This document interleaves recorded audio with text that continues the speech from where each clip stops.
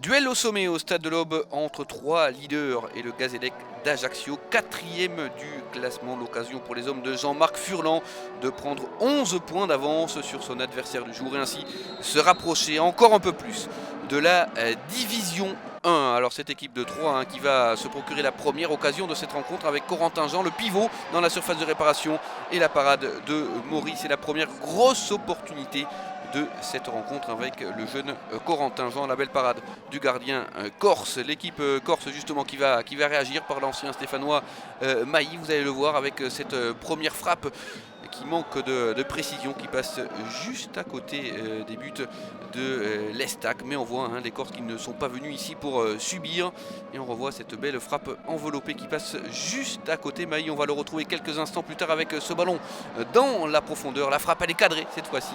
L'intervention de Petric, le gardien de l'Estac. On le voit, l'Estac est en difficulté sur sa pelouse. Confirmation à la 34e minute de jeu. Ce ballon repris du plat du pied par Louis Poggi qui permet donc à Ajaccio de prendre les devants, et c'est un avantage totalement mérité pour les hommes de Thierry Lauré. On revoit ce but splendide dans sa conception, le centre de Rivérand, le plat du pied de Poggi qui ne laisse aucune chance à Petric. Ça fait donc 1-0 pour le Gazélec.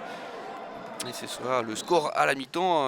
La déception de Jean-Marc Furlan, évidemment, l'entraîneur de l'Estac qui espérait beaucoup mieux de son équipe après les 45 premières minutes de jeu. Le coup d'envoi donné par cette équipe d'Ajaccio en seconde période sous les yeux de Thierry Lauré. Et c'est l'Estac qui va réagir malgré tout devant son public avec Corentin Jean. Vous allez le voir, cette frappe absolument somptueuse du jeune milieu de terrain de l'Estac qui va permettre donc à 3 de revenir à un but partout. On va revoir, c'est un petit chef-d'œuvre inscrit par le milieu de terrain de 3.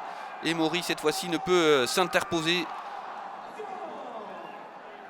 Ça fait un but partout et 3 qui va continuer à pousser dans ces dernières minutes et qui va même obtenir ce pénalty accordé par monsieur Kalt en faveur de l'Estac. On le voit, pénalty indiscutable, et c'est le capitaine Benjamin Nivet qui va s'élancer pour peut-être permettre à 3 de remporter ce match. La frappe de l'ancien joueur de la JOCR qui va percuter la barre transversale.